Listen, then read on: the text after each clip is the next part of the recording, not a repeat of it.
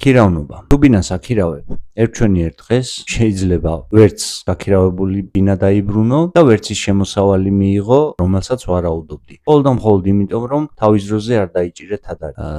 დღევანდელ მოცემულობაში, როდესაც ძალიან ბევრი უცხოელია შემოსული, განსაკუთრებით ხშირია შემთხვევები, როდესაც ადამიანები ბინებს აქირავებენ, შემდეგ მოქირავნე აღარ იხდის ქირის გადასახადს, ხოლო გამქირავებელი ერთი მხრივ ვეღარც ბინას იბრუნებს და ვერ შედის, ხოლო მეორე მხრივ კარგავს შემოსავალს, რომელიც მას ჰქონდა გათვალისწინებული. ამის თავიდან ასარიდებლად უნდა გაითვალისწინოთ ის, რომ ქირავნობის, ასე ვთქვათ, ხელშეკრულების გაფორმებამდე, რომელიც უმეტესად ზეპირად ხდება ხოლმე, კარგი იქნება თუ წერილობით ქირავნობის ხელშეკრულებას გააფორმოთ. ერთადერთი უკან დამხევი მომენტი ქირავნობის ხელშეკრულების წერილობით გაფორმებისგან, როგორც წესი გამქირავებლებს აქვთ ხოლმე ის, რომ ის 5% ქირის არ უნდათ რომ გადაიხადონ შემოსავლების სამსახურში. პირველი, ქირავნობის ხელშეკრულების გაფორმება ავტომატურად არ ნიშნავს იმას, რომ შემოსავლების სამსახურის აღრიცხვაზე დადეს ერთი. და მეორე, ქირავნობის ხელშეკრულების გაფორმებით თქვენც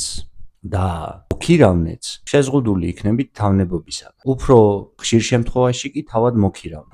ამ 5%-ს რომ დაუბრუნდეთ, შემოსავლების სამსახური როგორც წესი ქირებთან მიმართებაში არ აქტიურობს.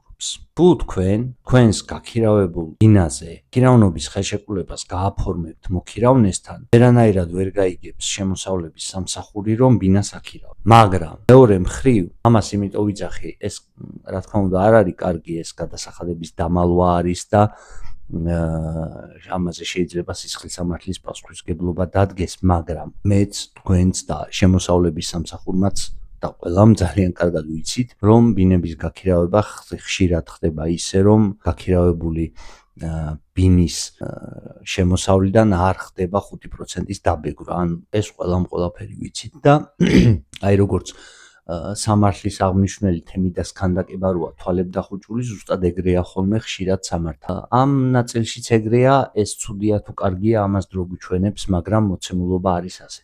რომ დაუბრუნდეთ ახლა მთავარ სათქმელს, თავარი არის ის, რომ როდესაც თქვენ ხელშეკრულებას აფორმებთ წერილობით, უკვე მოქირავნემ იცის, რომ ის არის შეზღუდული აი ამ ხელშეკრულების პირობები. ხელშეკრულების პირობებში კი თქვენ შეგიძლიათ გაწეროთ ისეთი პირობები, რომლებსაც სამომავლოდ ძალიან კარგად გამოიყენებთ სასამართლო დავაში იმ დროის საკომპენსაციოდ, რომელ დროშიც თქვენ ვერც ბინაში შედიოდით და ვერც ქირიდან შემოსავალს იღებდით.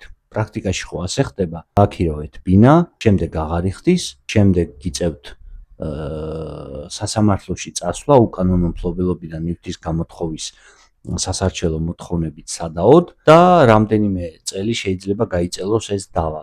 აი ამ რამდენიმე წლის განმავლობაში თქვენ როგორც წესი ხშირად რჩებით შემოსავლის გარეშე. ვეღარც ბინას აქირავებთ მეორეჯერ, ვერც ამ გაქირავებული ბინიდან იღებთ შემოსავალს და ვერც ბინას იბრუნებთ.